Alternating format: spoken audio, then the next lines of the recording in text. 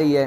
اور انسان اس کے کہنے پہ یقین نہ کرے یا مذاق سمجھے کہ مذاق کر رہا ہے اور خود تحقیق نہ کرے، اور کوئی ایسا کام کرے کہ جو روزے کو باطل کرتا ہو، بعد میں معلوم ہو کہ صبح ہو گئی تھی،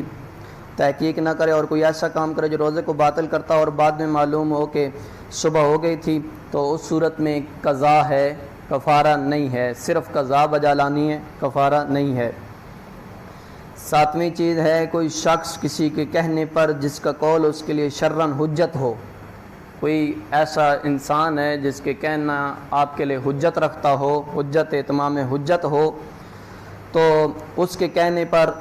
تو وہ غلطی کرتے ہوئے یہ سمجھتا ہو کہ اس کا قول حجت ہے، افطار کر لے اور بعد میں پتہ چلے کہ ابھی مغرب کا وقت نہیں ہوا تھا،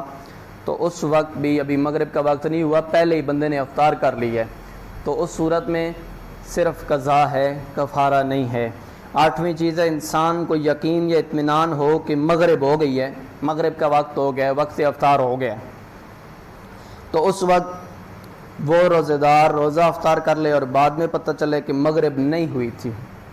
پہلے یقین اور اطمینان حاصل کر لیا تھا لیکن بعد میں پتہ چلا کہ مغرب نہیں ہوئی تھی۔ لیکن اگر مطلع آبر آلود ہو یا اس جیسی کوئی کیفیت ہو، انسان اس گمان کے تحت روزہ افطار کر لے، بعد میں اس کو پتہ چلے کہ مغرب ہو گئی ہے، بعد میں معلوم ہو کہ مغرب نہیں ہوئی تھی، تو احتیاط کی بنا پر اس صورت میں بھی قضا واجب ہے، کفارہ واجب نہیں ہے۔ مغرب نہیں ہوئی تھی، یقین کر لیا ہے کہ مغرب ہو گئی ہے، اب اس بندے نے روزہ افطار کر لیا ہے تو اب اس کی قضا ہے، اس کے اوپر کوئی کفارہ نہیں ہے۔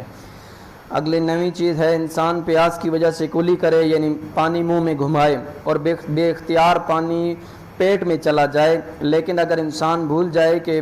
بے اختیار منہ میں چلا جائے، پیٹ میں چلا جائے، بھول جائے کہ روزے سے ہے اور پانی گلے سے اتر جائے، یا پیاس کے علاوہ کسی دوسری صورت میں کہ جہاں کلی کرنا مستحب ہے، جیسے وضو کرتے وقت